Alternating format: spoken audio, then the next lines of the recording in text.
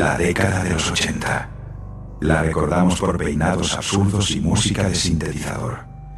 Pero bajo esa superficie colorida, algo oscuro estaba gestándose.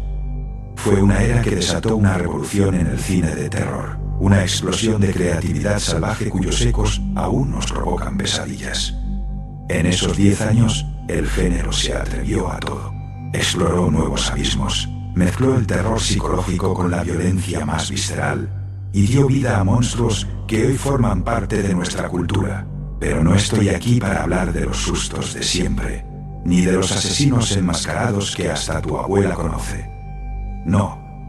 Hoy vamos a desenterrar 7 películas específicas, 7 obras que no solo aterrorizaron, sino que rompieron las reglas del juego y lo cambiaron para siempre. Y no solo las vamos a recordar, vamos a escarbar en historias malditas detrás de cámaras, en las leyendas urbanas que las rodean y en el impacto casi paranormal que dejaron. Estas son las 7 películas de terror de los 80 que de verdad cambiaron el cine. Arrancamos este descenso en el puesto número 7, con una película que se atrevió a mirar de frente los rincones más retorcidos del deseo humano. En 1987 llegó Hellraiser. Y créanme, no era la típica historia de fantasmas en el ático. Nos arrojó a la cara a los cenobitas, seres de otra dimensión para quienes el placer y el dolor son exactamente la misma cosa. La trama nos presenta a Julia Cotton, una mujer que descubre que su examante, el depravado Frank, ha logrado escapar de un infierno sadomasoquista. Ahora necesita sangre humana para volver a tener un cuerpo. Pero el verdadero horror de Hellraiser no está en la sangre, sino en su filosofía. Cambió el cine porque propuso un horror adulto, metafísico. Sus monstruos, con el icónico Pinhead a la cabeza, no eran bestias estúpidas, se definían como teólogos de la orden de la incisión, exploradores de la experiencia carnal con una inteligencia que hiela la sangre. Esta pesadilla nació de la mente del escritor Clive Barker, quien, harto de que los directores destrozaran sus obras, decidió dirigirla él mismo. Adaptó su propia novela de Hellbound Heart. Barker quería tejer una historia donde la sexualidad fuera el puente entre el bien y el mal, un terror que explorara las perversiones del alma. De hecho, uno de los títulos considerados fue Sadomasoquistas de Ultratumba, una declaración de intenciones sobre la naturaleza transgresora que se avecinaba. Su impacto fue una bofetada a la industria. En una década saturada de asesinos con cuchillos, Hellraiser ofreció algo perverso y extrañamente seductor. Llevó el body horror, el terror corporal, a un nuevo plano, no como simple mutilación, sino como una forma retorcida de trascendencia. Los cenobitas se volvieron íconos, demostrando que el terror podía ser filosófico y perturbarte a un nivel mucho más profundo que un simple susto. Cambió al monstruo para siempre. Ya no era un asesino. Era un ángel para algunos y un demonio para otros. Y si hablamos de llevar el cuerpo a sus límites, el puesto número 6 lo hizo con una jeringa llena de humor negrísimo y una demencia total.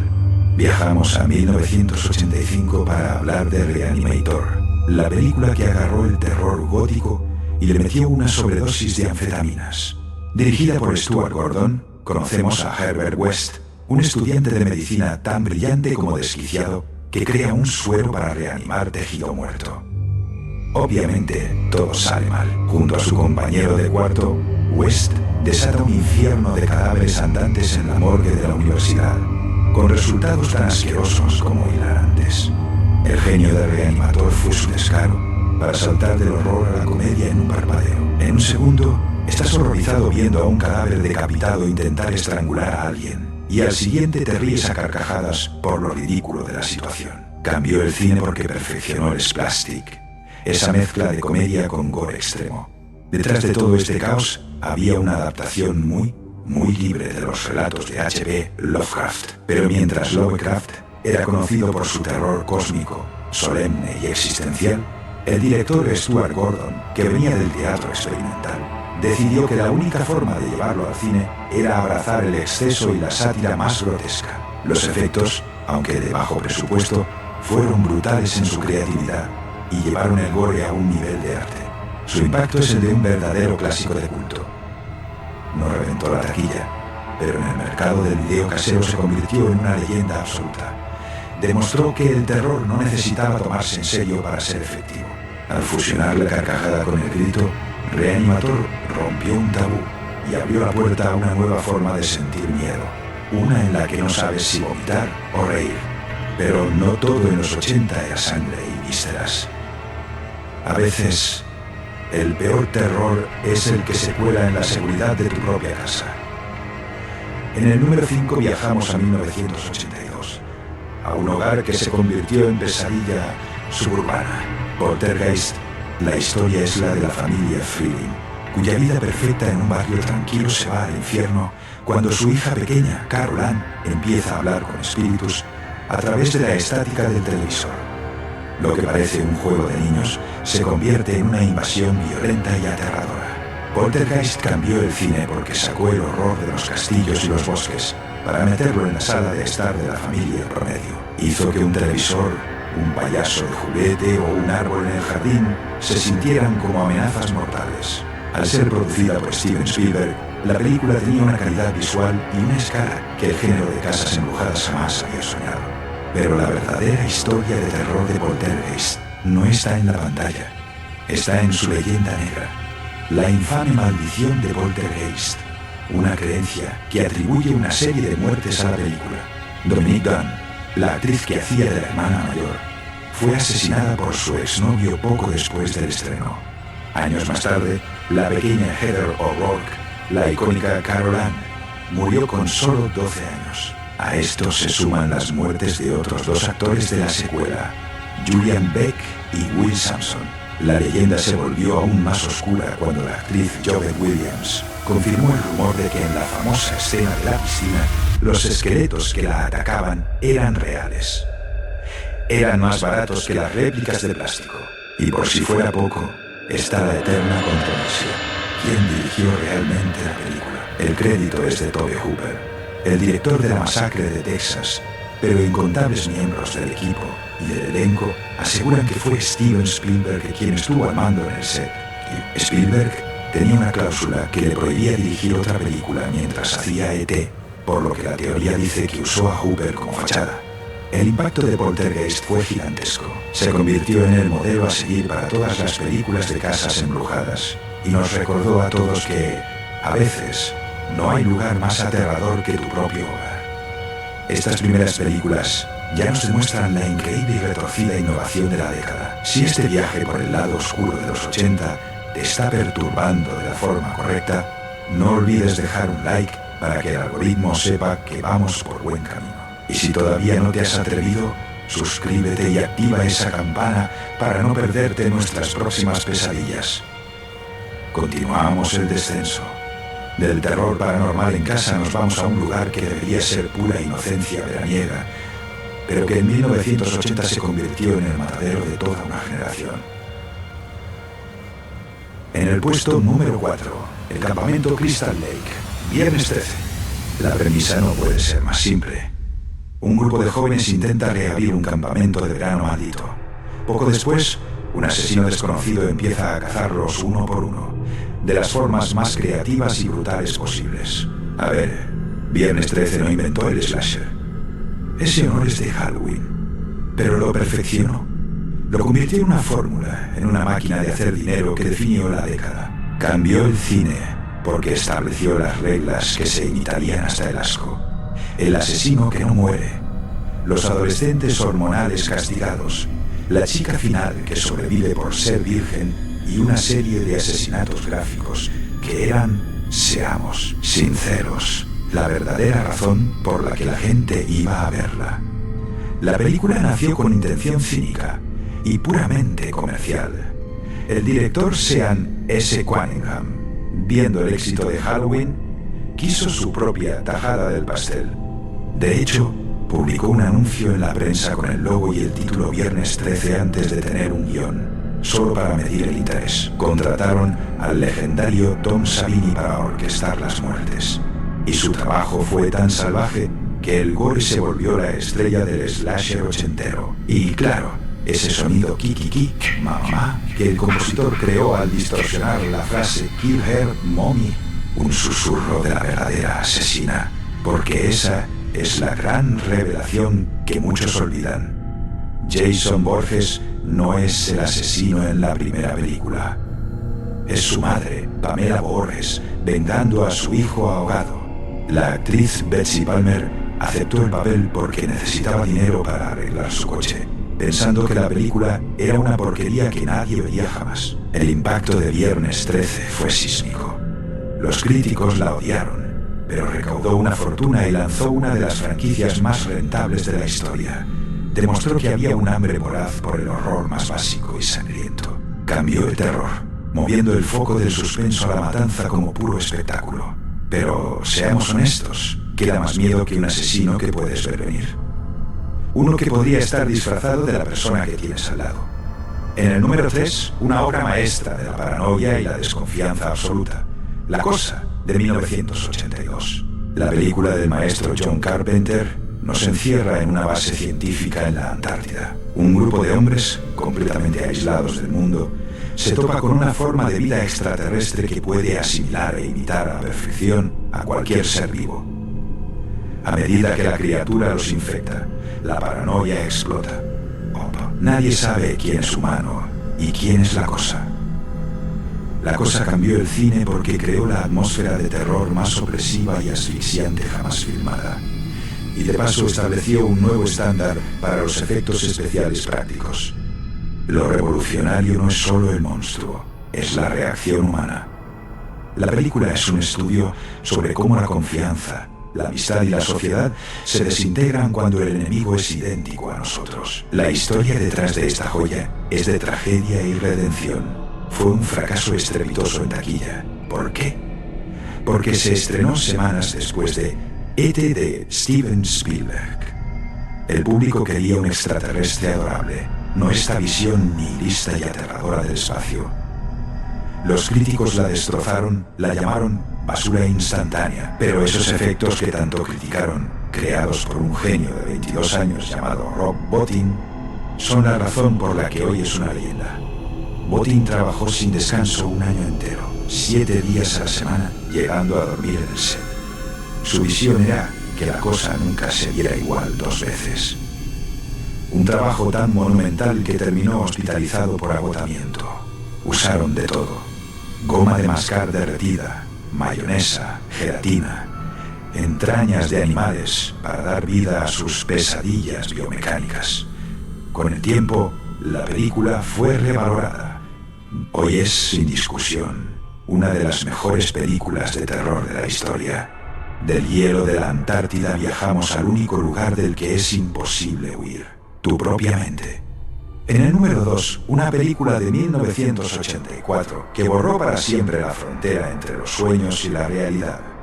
Pesadilla en Elm Street. La película nos presentó a Nancy Thompson y a sus amigos, adolescentes de un barrio tranquilo que empiezan a ser cazados en sus sueños por una figura espantosa. Un hombre con la cara quemada, un sombrero, un suéter de rayas y un guante con cuchillas. Su nombre era Freddy Krueger y tenía una regla muy simple: si te mata mientras duermes, mueres de verdad. Pesadilla en Elm Street fue revolucionaria por una sola idea. En una era de asesinos mudos y sin rostro, el director Wes Craven nos dio un villano sobrenatural, que hablaba, que se burlaba de sus víctimas con un sádico sentido del humor. Cambió el slasher porque movió la masacre del mundo físico al reino surrealista de los sueños, donde todo es posible. Esto permitió crear muertes increíblemente imaginativas y aterradoras como nunca antes se había visto. Pero la leyenda detrás de su creación es casi tan perturbadora como la película. Wes Craven se inspiró en una serie de artículos que leyó en la Times sobre refugiados de Camboya que, tras huir del genocidio de Pol Pot, empezaron a morir misteriosamente mientras dormían. Se quejaban de pesadillas aterradoras y simplemente no despertaban. El fenómeno, conocido como síndrome de muerte súbita nocturna, le dio a Craven la semilla de un horror del que no se puede escapar. Aún con esta idea tan original, estudios como Universal y Paramount rechazaron el guión. Les parecía ridículo. Fue una pequeña distribuidora al borde de la quiebra, New Line Cinema, la que se arriesgó. El impacto fue un terremoto. La película salvó a New Line Cinema, que pasó a ser conocida como la casa que Freddy construyó. Freddy Krueger se convirtió en un ícono de la cultura pop, tan famoso como Drácula. La película revitalizó un género que se estaba pudriendo en su propia fórmula y nos enseñó que la amenaza más aterradora es la que vive dentro de tu cabeza.